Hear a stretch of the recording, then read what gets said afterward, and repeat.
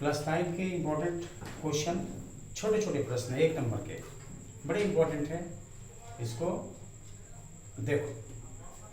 संवेग की विमा लिखो। संवेग क्या होता है? एल के द्वारा हम लोग इंडिकेट करते हैं। Mass into velocity.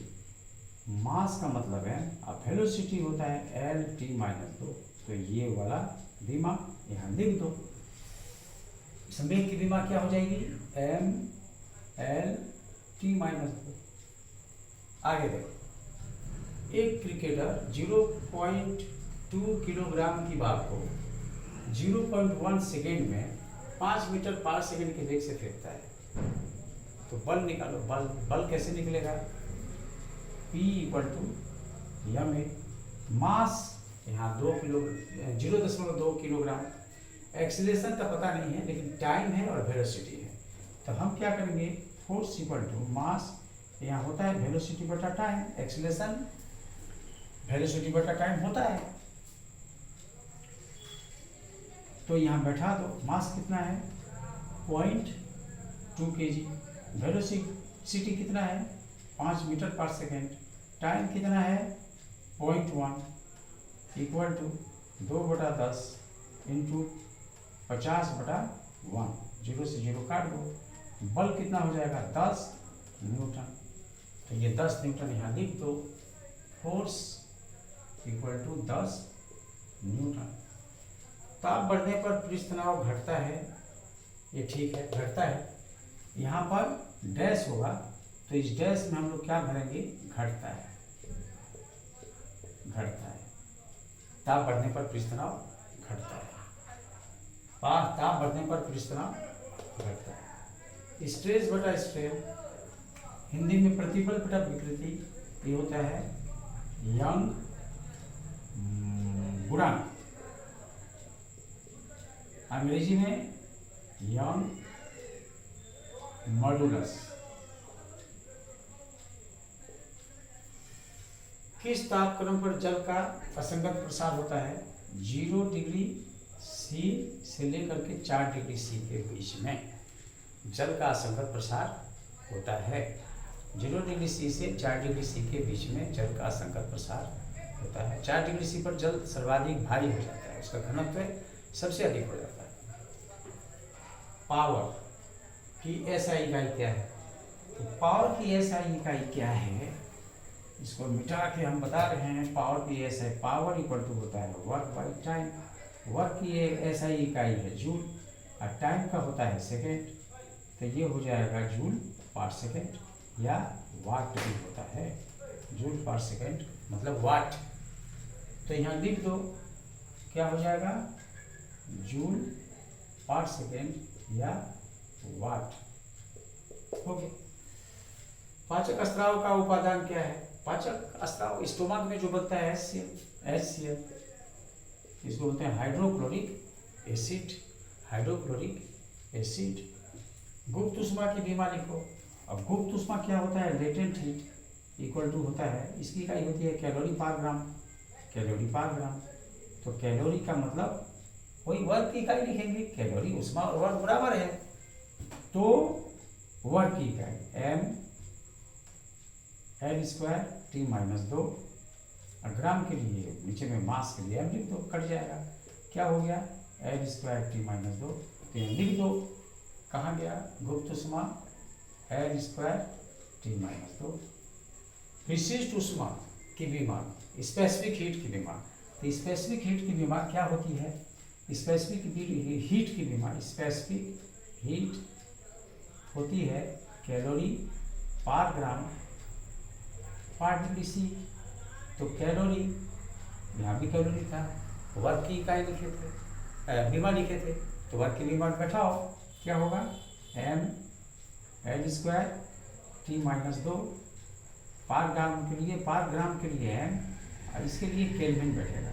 m से m काट दो, ये हो जाएगा L स्क्वायर T माइनस 2, के ऊपर जाएगा तो per kelvin. L square T minus 2 per kelvin. L square T minus 2 per kelvin, यहाँ पर लिख दो L square T minus 2 per kelvin. बड़ा इंपॉर्टेंट है, परीक्षा में आता है। गुप्त ऊष्मा और स्पेसिफिक हीट, वो तो उसमें लेटेंट हीट और स्पेसिफिक हीट है, दोनों का डायमेंशन याद करके रखना होगा।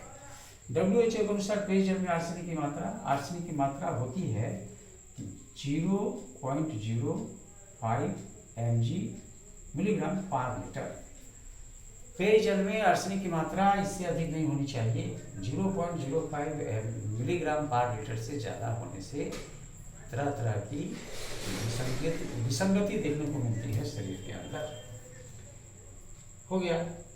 उसके बाद हाँ, ये क्वेश्चन छूट गया ना, समुद्र से नमक किस विधि द्वारा? आसवन विधि द्वारा। आसवन विधि द्वारा, बस अंग्रेजी में डिस्टिलेशन कहते हैं।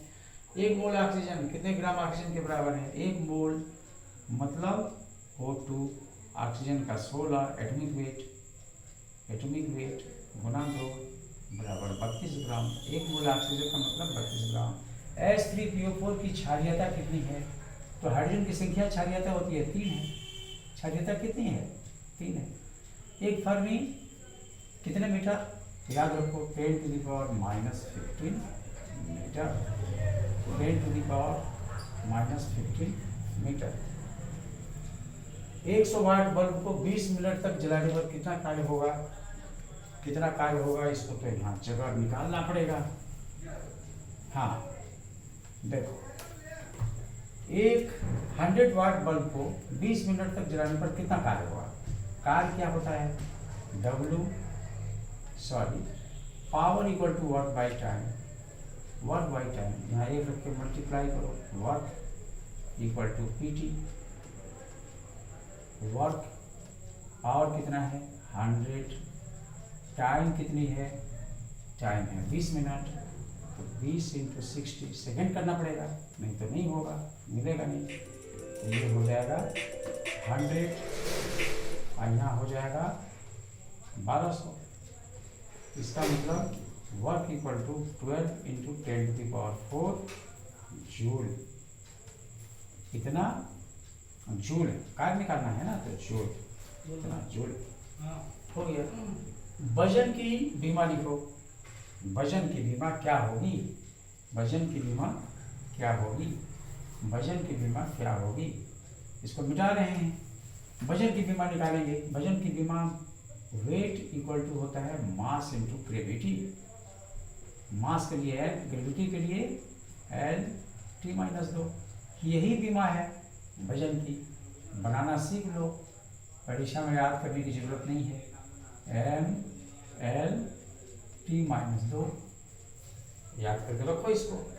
कैल्शियम का इलेक्ट्रॉनिक विन्यास, इलेक्ट्रॉनिक कॉन्फ़िगरेशन 2 होगा पहले, उसके बाद 8 होगा, उसके बाद 8 होगा, उसके बाद 2 होगा। कैल्शियम का इलेक्ट्रॉनिक कॉन्फ़िगरेशन हो गया। 132 ग्राम CO2 में कितने मोल? तो मोल का फार्मूला होता है गिवन मास बटा मोलर मास। गिवन मास बटा मोलर। गिवन मास कितना है? जो दिया हुआ है कितना? 132। मोलर मास कितना होगा? मोलर मास, हाँ ये तो CO2 का मोलर मास 44। यहाँ 3 मॉलिक्यूल। एक उभयधर्मी ऑक्साइड का नाम? जिंक ऑक्साइड, एल्युमिनियम ऑक्साइड, नाम लिख देना चाहिए। जिंक ऑक्साइड और यहाँ पर एल्युमिनियम ऑक्साइड, बस।